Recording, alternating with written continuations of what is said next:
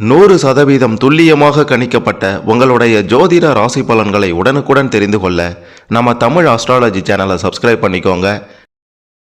மிதுனம் ராசியில் பிறந்த உங்களுக்கு 15/6/2026 திங்கட்கிழமைக்குள்ளார உங்களுடைய கிரக நிலை, கிரக மாற்றம், சனி பகவான், குரு பகவானின் நிலையை பொறுத்து, ராகு கேது பகவான்களின் மாற்றத்தை பொறுத்து என்ன நடக்கப் போகின்றது, எதை செய்யணும் செய்யக்கூடாது அப்படின்றதெல்லாம் பற்றி தெளிவாக பார்க்க போகிறோம். அதுக்கு முன்னாடி நீங்கள் எந்த மாதத்தில் பிறந்தீங்கன்னு கமெண்ட்டில் சொல்லுங்கள். மறக்காமல் இந்த வீடியோவுக்கு ஒரு லைக் கொடுத்துக்கோங்க. சரி வாங்க, முதல்ல கிரக நிலைகளை பற்றி பார்க்கலாம். உங்களுடைய ராசியில் புதன் பகவானும் சுக்கிர பகவானும் வலுவான நிலையில் அமர்ந்திருக்கின்றனர். தன வாக்கு குடும்பஸ்தானத்தில் குரு பகவானும், தைரிய வீரியஸ்தானத்தில் கேது பகவானும், ரண ருண ரோகஸ்தானத்தில் சந்திரன் பகவானும், பாக்கியஸ்தானத்தில் ராகு பகவானும், தொழில் ஸ்தானத்தில் சனி பகவானும், லாபஸ்தானத்தில் செவ்வாய் பகவானும், அயன சயன போகஸ்தானத்தில் சூரிய பகவான் என்று கிரக நிலைகள் அமர்ந்திருக்கின்றது. இதனால் என்ன நடக்கும்னு கேட்டிங்கன்னா, இது வரைக்கும் நீங்கள் பார்க்காத அதிர்ஷ்டத்தையும் யோகத்தையும் பார்க்க போகிறீங்க. திடீர்னு எங்கே இருந்து தான் அதிர்ஷ்டம் அடிக்கும்னே தெரியாது, நிச்சயம் உங்களுக்கு அடிக்கும்.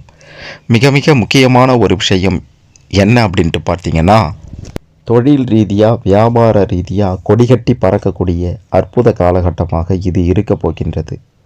உங்களை எதிர்த்த எதிரிகள் எல்லாம் விலகி ஓட போகிறாங்க. தொழிலில் இருந்து வந்த போட்டி பொறாமையெல்லாம் அடியோடு மறைய போகின்றது. நீங்கள் வச்சது தான் சட்டம், நீங்கள் தான் ராஜா அப்படின்ற மாதிரி வலம் வர போகிறீங்க. அடுத்து குடும்பத்தில் உங்களை மிஞ்ச ஆளே இல்லை, நீங்கள் சொல்கிறது அப்படியே நடக்கப் போகின்றது. தாய் தந்தை உறவுகளால் பல நன்மைகள் உண்டாக போகின்றது.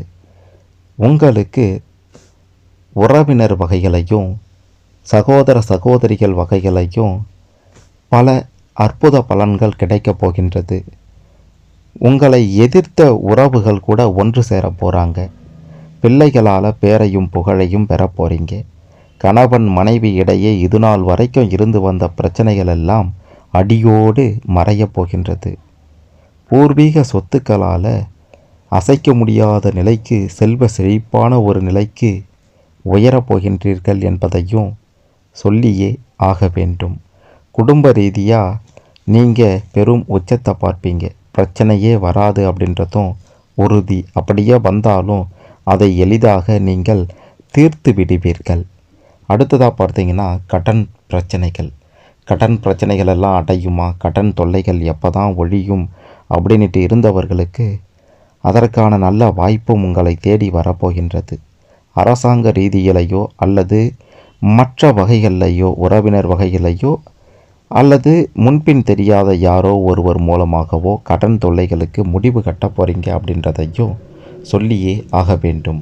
இப்படி பல நன்மைகள் உண்டானாலும் பெண்கள் விஷயத்தில் கவனமாக இருக்க வேண்டியது ரொம்ப ரொம்ப அவசியம்.